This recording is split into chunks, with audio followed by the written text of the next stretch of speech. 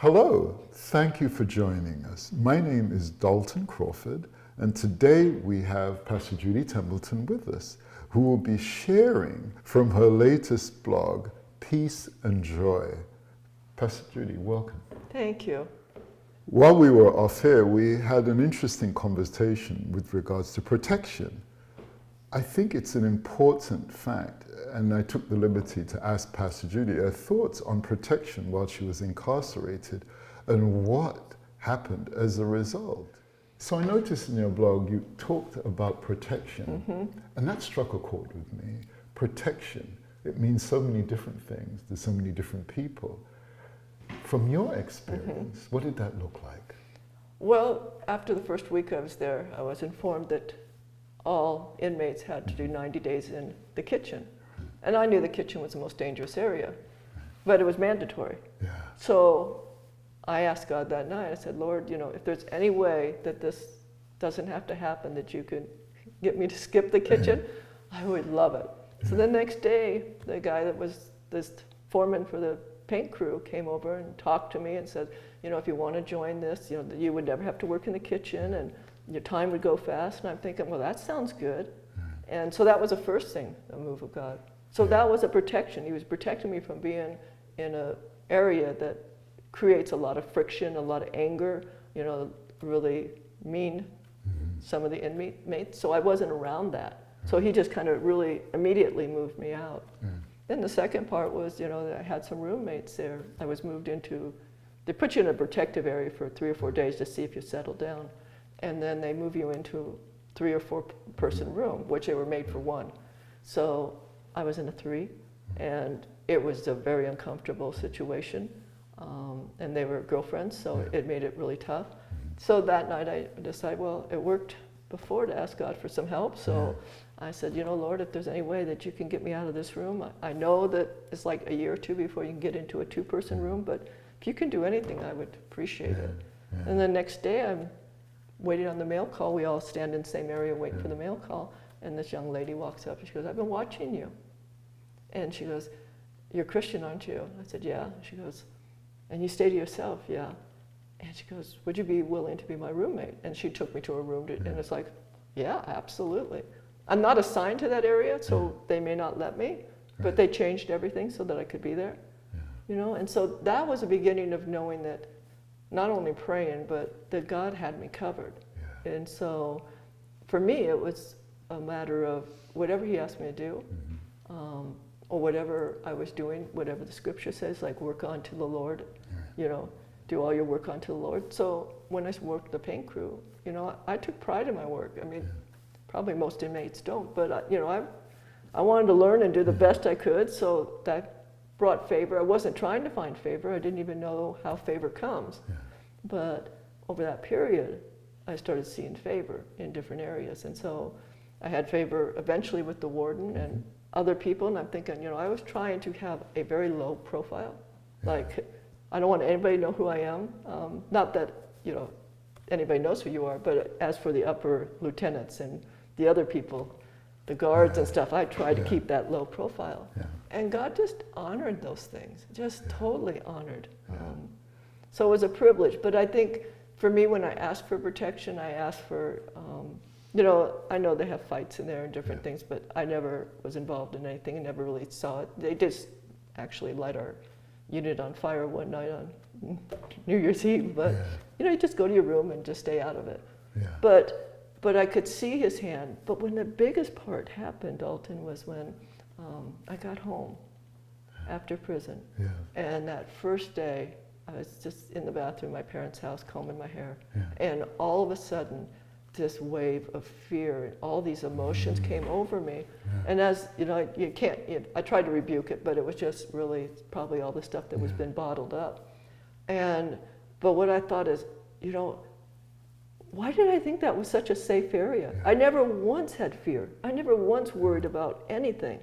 But yet, when I stood in that bathroom and realized, what a demonic area it is, we have murderers, we have all different types of people there. And I never worried about my safety, ever. And then that was the peace. We talked about, peace, and that's where the peace came from. And the joy came from that God allowed me to do things for others, you know, minister to people. And, you know, I didn't go in to minister, but when somebody was hurting, they'd ask for prayer. It's like, well, okay, we'll see what happens, you know. I'm a young Christian, so, but God would heal them. And, you know, it was just exciting to see God. So that's where the joy came. It wasn't just, oh, life is good, but the joy of the Lord, the joy of seeing what God could do. It was just inside, you know, you'd be almost like high from just what God was doing. And so that's where the peace and the joy of this blog came from, is because the peace was there and the joy came from serving. Yeah. Wow, it's amazing. As you were unpacking that, one of the things that came to mind is that here you are incarcerated, highly favored, highly blessed, and all of the honoring things, your obedience were allowed to pour on him, kept you at a place, I think, key to him. Obviously doing a work there through you. But when you get home, all of a sudden, I can't help but wonder if the flesh took over and you felt somehow worse than you were when you were incarcerated, because all of a sudden the real world has a way of pulling you. And we talked about this earlier, that sometimes the world gets in the way. Sometimes self gets in the way. Absolutely. Yeah. And there was more rules when you got out than there was when you're in. Absolutely. And so that was, you know, there's so many hoops you have to jump through that could cause you to not be able to complete your supervised release. And so that was a concern. And so, you know, there was just a lot of stress, and that I didn't know I was getting out. You know, like, I hadn't planned for being out yet. You know, I had 9 years, and it was like 2 days, and they say you're, you know, leaving. Had 2 weeks, but it felt like 2 days. But I, you know, I didn't know where I was going, and I didn't know what that looked like. And so again, I just grabbed a hold of. I honestly grabbed a hold of that same stress before I had gone to prison. You know, not knowing what it's going to be like, and just being overwhelmed. To the same thing when I walked out. But the difference is I was in my parents' house, and I was 40 at that point. And so I knew they were watching me because they were worried about me. And so I needed to, you know, be strong. And so that's kind of where I pushed through, which helped me learn to not allow those things of the world to really attach to me.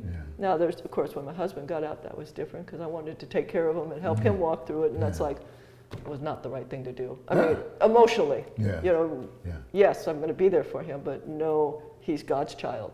Stop trying to fix it.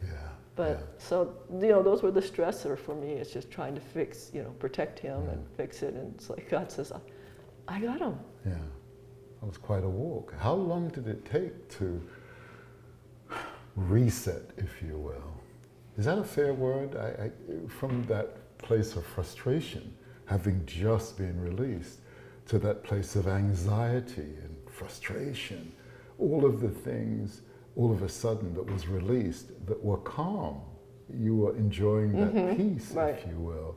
Now free, not. And I've heard you say several times that sometimes being outside, if you will, using that term, is not as freeing as being incarcerated. Right, because everything's taken care of for you there. You know, I mean, that's, you don't have to think about money and all the different things like that. But for me, I think it was, my first 6 months was very stressful, because I was believing that God was moving me to Hawaii. And so that was part of my struggling. I was struggling and fighting God. I didn't know God wanted me to stay here. So after that 6 months, when I realized, okay, stop painting everybody's house, I need to get a job here, then it started to move forward for me. So some of that stress started pulling off. And then when my husband was released, it was, you know, a little more stressful, but in the same standpoint, he was very supportive of me doing what I needed to do, work-wise, and I was able to give him the time to kind of come down from being incarcerated to be able to get his feet planted. Plus, I had walked through it already. So I knew the emotions that you feel. So, you know, but honestly, you know, there's, like all of us, we have long periods of maybe being peaceful because life is going fairly good. And then there's periods where it's stressful, you overfinance something or do some of those other stupid things that I've done. That it takes some time to, okay, I blew it, God, now walk me through this. And for me, he's never like instantly fixed something for me. Well, besides in prison, to give me the room. But most of the time it's like, okay, let's walk through it, because you need to learn, not to keep putting yourself in that position. And so, yes, it took some time. And of course, then after my husband went home to be with the Lord, it took a little time to find my balance again, because I wasn't, expecting to take on the church and do all these other things. But it's been really good. So now it's been, wonderful.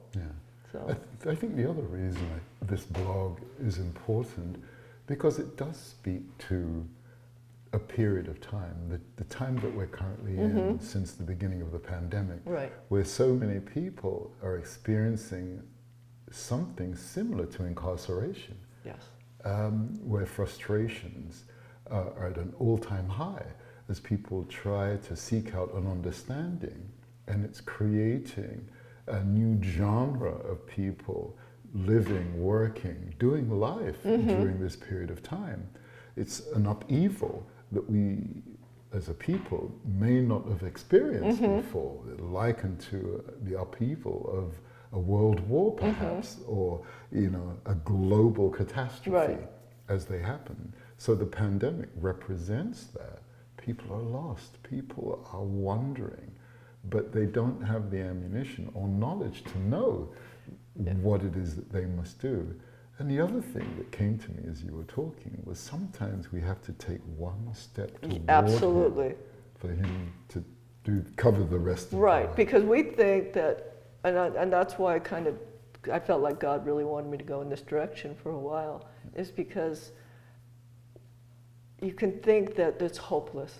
You can say that you lost your job, you might have had a house that's getting close to foreclosure, you can't see over the other side, and then you think, well, I'm too old to even be able to start again. A lot of people are feeling that way. And then of course the health and all the different things, and then of course the fear that many people are carrying, is that for me it was like I couldn't look that far down. I needed to do one step at a time. And that's kind of how it unfolded for me. It's just, you do this, and then don't worry about it, because I was like behind 3 or 4 years taxes because couldn't do taxes. Why, So, the interest and all that, it becomes crazy. So all that was in my face, and I just had to stop looking at it and allow the Holy Spirit to lead me one step at a time. And when we get there, we'll deal with it when the time's right. So that's one thing I would take away, is that, be patient, know that God can move you through this season, and that He can rebuild whatever was stolen. But it's not just praying and waiting for it to happen, but actually taking those steps, each step that He gives you. That's good. Wow, thank you. I think that was insightful and great advice. Thank you for your testimony and for sharing and for your heart. Thank you for joining us. Yes, thank you very much. Bye-bye. Bye-bye.